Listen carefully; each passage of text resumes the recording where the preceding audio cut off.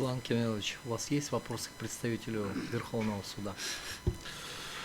У меня один вопрос. Вот вы, как представитель гособвинения, Не гособвинение, а суда, я Верховный суд. Верховный. Вам не кажется, что все-таки, если будут равные права даны и осужденному, и потерпевшему, то дело может быть окончательно быстро рассмотрено. Если осужденный подает кассационную жалобу через 5 лет, 10 лет, опять возврат к рассмотрению дела через такое длительное время опять будет для Верховного суда,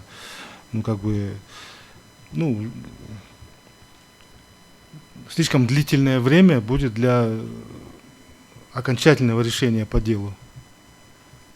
Мне кажется, что будет слишком растягиваться рассмотрение по окончательному рассмотрению дела. Спасибо.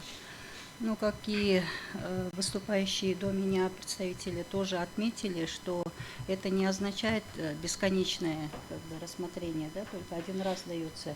Только здесь в сроках для потерпевшего установлены для прокурора, да, годичный срок, только в этом же только заключается. Но здесь, как уже отметили до меня тоже, он имеет право только один раз обжаловать. Если даже, допустим, подал и он отозвал, то это тоже, опять же, прекращается. То есть он своим правом как будто воспользовался уже, считается. То есть повторная подача по тем же основаниям, теми же сторонами тоже не допускается. То есть это все в УПК, то есть это нельзя привязываться именно только к этой статье, то есть еще другие есть статьи, где они балансируются. И то, что вы до этого тоже сказали, что это бесконечно, если не будут обращаться, и не будет ли нагрузка для Верховного суда. Здесь здесь мы должны с ракурса прав человека должны рассматривать. Если законом, международными договорами установлено и Кыргызской республикой эти обязанности, обязательства приняты, мы ратифицировали данные нормы, то мы должны обеспечивать полноценную защиту прав человека, в том числе и осужденных. И если, допустим, Верховный суд не успевает или какой-то суд не успевает, то это государство должно обеспечивать должное количество судей Верховного суда, чтобы именно обеспечить, скажем, сохранение прав человека. То есть мы должны именно таким образом смотреть на этот вопрос. И государство должно обеспечивать всеми способами, которые гарантирует Конституция Кыргызской Республики. Больше нет вопросов. Да. Уважаемые судьи, есть вопросы? Давайте. Маргарита Насырхановна, в вашей позиции указывается, что в год по кассационным жалобам в кассацию поступает чуть больше 1000 дел. 1106, 2023 год. Из них, получается, отменяются и изменяются в совокупности, получается. Больше 50% таких дел имеют какое-то прям такое решающее значение. Отменяются и изменяются приговора нижестоящих судов. Такой большой процент получается? Почему 50? Даже в совокупности посчитать математически. Из 1000 где-то больше 500 получается. Если 1389 23 год, лиц, посмотрите, да, примерно. Дел-то меньше, а лиц просто больше. Там, вы пишете в отношении дел, получается. Нет, мы даем по делам, допустим, 1069 дел, но лиц больше будет, потому что обвиняемых может быть больше. Мы поэтому такой отчет составляем, что в делах и в лицах указываем, потому что дела и лица... Это понятно в любом случае, но даже в процентном соотношении это довольно-таки большой процент. Нет, интересно, вы говорите, столько-то дел в кассационную инстанцию поступило, да? А пишите в то же время, по вашей статистике, они претерпели изменения, ну, какие-либо, да, там По отменены, лицам, это, да. да, по лицам. Да, да. А почему По у вас делам. нету данных по делам, по количеству дел? Нет, понимаете, вот это и есть это самое количество. Потому что, например, 1069 дел. Из них пришло. сколько приговоров, вот вы мне скажите, претерпели какие-то? Вот изменения? из них, вот мы, когда делаем статистику, мы не по делам делаем, вот поступило дело, указываем. Ну, но наверное, по делам тоже должно быть. Это, наверное, не Нет, сложно. нет, если по делам она не будет выходить статистика, потому что, допустим, одно дело, там может быть 10 Не, обвиняемых. это понятное да? дело. Вы можете сказать, Осужденных. что столько-то приговоров Если, допустим, из 1100 дел претерпели изменения, например, там, я не знаю, 50 приговоров в отношении там 600 человек. Вот, Тогда было бы есть- понятно, так сказать, да? Мгм. Тогда было понятно. И вот если 1069 уголовных дел было, из них было вот по лицам 1389. Допустим, одно уголовное дело, там, допустим, 5 осужденных было. Нет, ну И это вот каждый понятно. Ну вот имеет каждый же раз право- говорит, вот каждый- вот допустим, давай- предполагаем, что там может быть в отношении 5 или 10 осужденных, да? Но вот таким образом статистика. Статистика всю жизнь так ведется, и вот Она, дайте я вот я вам доскажу, говорю, да? что, наверное, первое должно быть, сколько в целом приговоров подверглись каким-то изменениям. Количество Вот. приговоров. Отношение лиц тоже должно быть, но количество приговоров тоже должны знать, Это и есть чтобы вот приговор. такое впечатление не создавалось. Можно я доскажу, да? Извините. Вот 1389 в отношении лиц мы рассмотрели. Получается, вот, допустим, одно дело уголовное, оно может несколько раз к нам приходить. Допустим, один раз один осужденный обжаловал, другой раз, потому что вот если один из 5, допустим, обжаловал, суд рассматривает только в отношении этого осужденного. Остальные, у них право сохраняется обращение в кассационную инстанцию, и они может каждый в отдельности.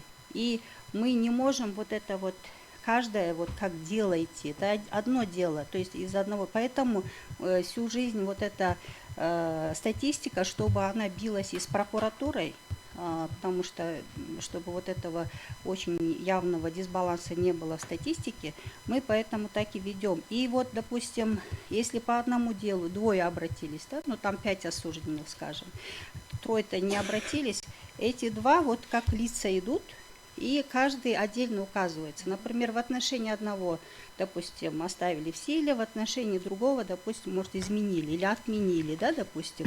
Вот таким образом она идет. Поэтому и кажется, что поэтому мы указываем, дел вот столько было, а внутри в отношении там нескольких осужденных она больше показывает, поэтому, потому что если мы одно дело укажем, и по 2 осужденным мы приговор изменили, то, допустим, в отношении одного оставили в силе этот приговор, да, а в отношении другого отменили, вынесли новый, допустим, приговор, да, новое решение, то тогда как его отмечать, если это одно дело? Отмена будет или оставление в силе?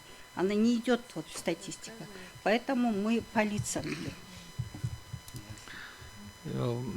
Есть Если еще там, вопрос? если еще более, скажем, детальные нужно, можно потом я это объясню. Не, просто вот на самом деле, наверное, если у вас очень давно ведется подобная статистика, Всю жизнь ну, ведется так. нет, я понимаю, да, но в любом случае все-таки какая-то, может быть, стоит в какой-то мере его пересмотреть, чтобы внести более какую-то ясность, потому что при первое впечатление, которое создается, сразу в глаза бросается, да, что такое большое количество приговоров подвергаются изменениям в кассационной инстанции.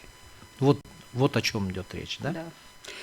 Здесь я бы отметила бы в отношении вот статистики, вот сколько я работаю, сколько вот в суде практика-то ведется, постоянно мы работаем действительно над статистикой, то есть максимум оттуда, чтобы информацию можно получить.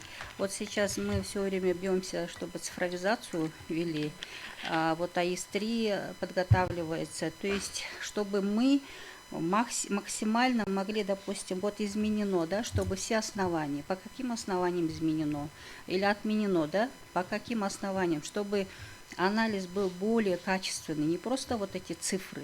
Вот, ну, то есть над этим мы всегда работаем. Ну, это хорошо. Так, у меня к вам такой вопрос.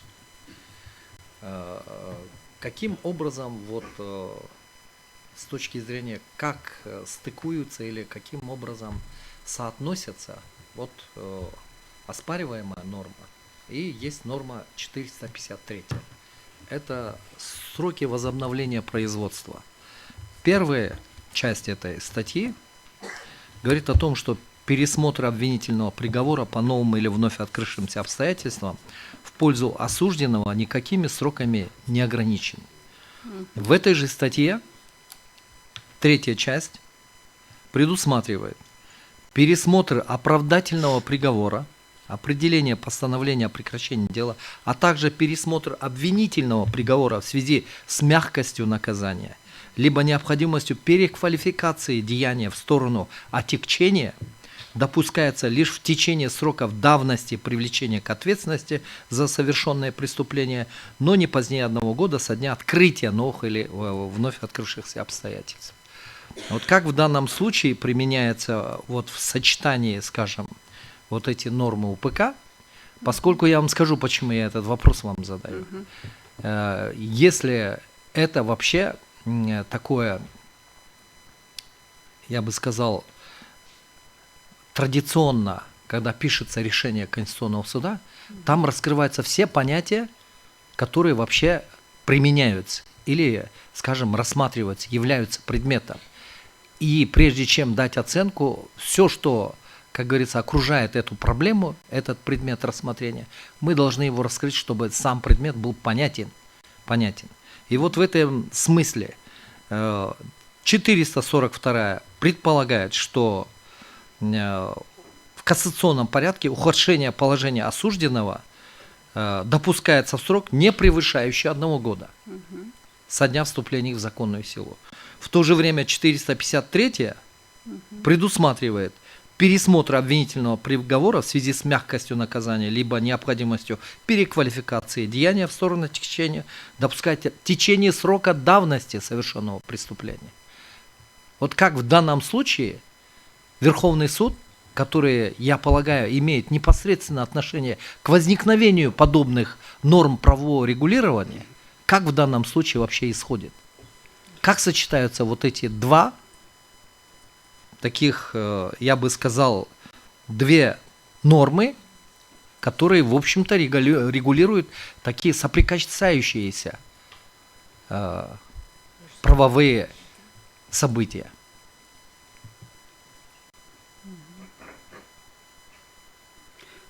Но здесь же в любом случае тоже годичный срок указан, но не позднее 1 года со дня Нет, открытия новых обстоятельств. это с момента открытия вновь открывшихся или этих. Нет.